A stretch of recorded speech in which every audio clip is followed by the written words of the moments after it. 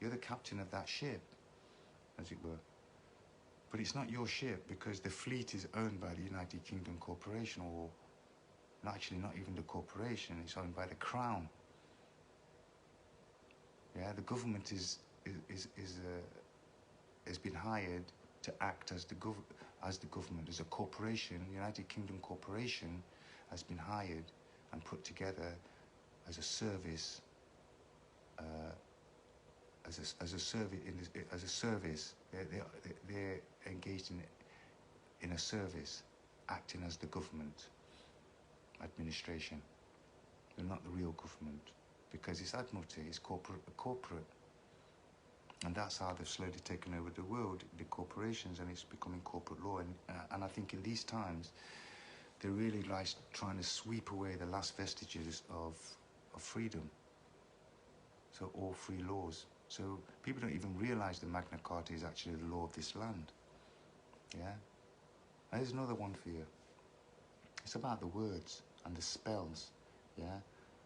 Brother Ra, young Ra, was talking about that, spells, the spells, you know, in the language, and he came up, you know, like we're saying bless you.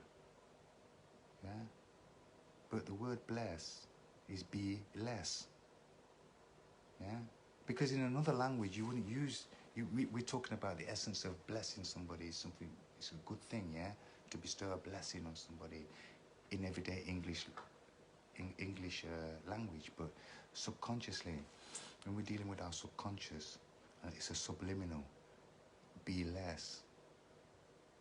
Yeah, that's how the subconscious, I've been practicing clinical hypnotherapy psychology for the last 16 years, okay? These words are subliminal.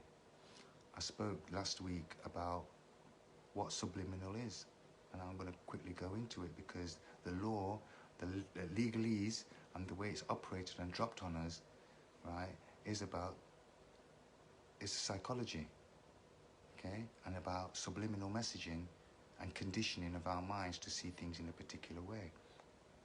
Yeah? So you've got the conscious mind, which is like 10% of your mind. And then you've got a barrier called the limin. Okay, it's the limin. And then you've got the subconscious mind.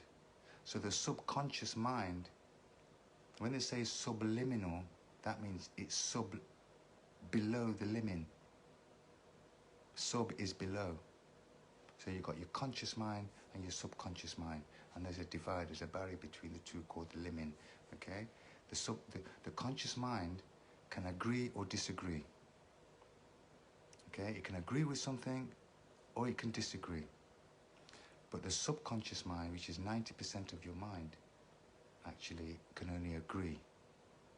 Yeah, so that's why if we tell ourselves a lie long enough, the subconscious mind will make it seem true.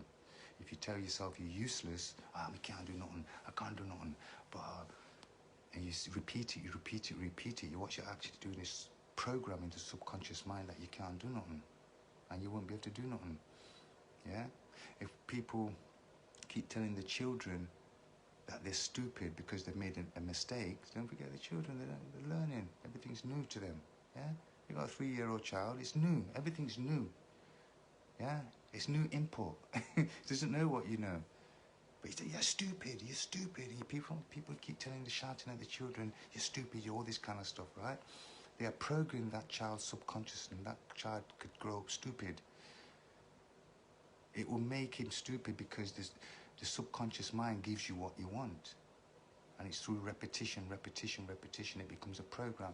So that's why we have to program, repeat positive things, because then the subconscious will make that be at the forefront, and that's what really the foundation of what they call the law of attraction is. What you put out is what you get back. Yeah? So we put out positivity, because our mind is positive, we make it positive, and when we find ourselves doing things negative, we switch it, we catch ourselves, and then we gradually become more positive, reconditioning ourselves, right? It's a process, it's not overnight, it's not an intellectual thing, you got to work it. Likewise, understanding the words, be less, Bless. Bless. Ah, bless. Yeah. Black. Check this word, because we're not black people. We're not black. Black is a colour. When there's no white people, there's no black people. Yeah. So there's different hues. There's some dark people. But if you put them next to real black, they're different. It's a different hue. Yeah. So there's all different shades.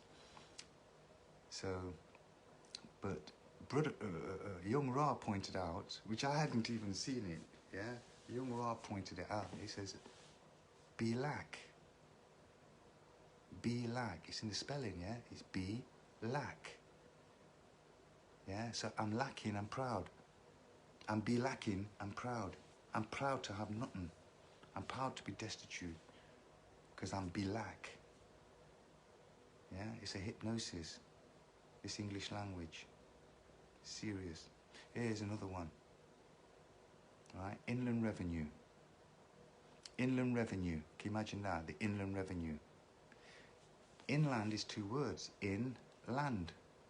So that means where they've come inland from. They've come from the sea. Inland. Yeah, from the coast where the port is, and they've come inland. Revenue. Yeah. Is it revenue, making money, or is it revenue? So they've come inland and revenued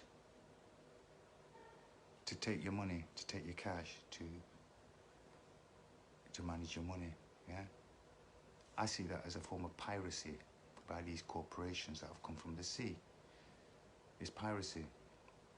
So the way to protect yourself is to understand those rules, how we get entangled up in those rules, and how to take those shackles off.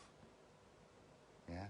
And actually get compensated for it, or start that process. And the more people do it, and the more people become their own lawyers, their own health practitioners, yeah, self-sufficient, the better it is. We don't have to do everything, but we can understand it enough to engage with people correctly. Yeah, so if I need to have a lawyer, which I don't usually have, but I do go and speak to them because there might be some things that they can bring up that's helpful. But when I'm standing up in court, in the court building, in the courthouse, nobody speaks for me. Nobody speaks for me.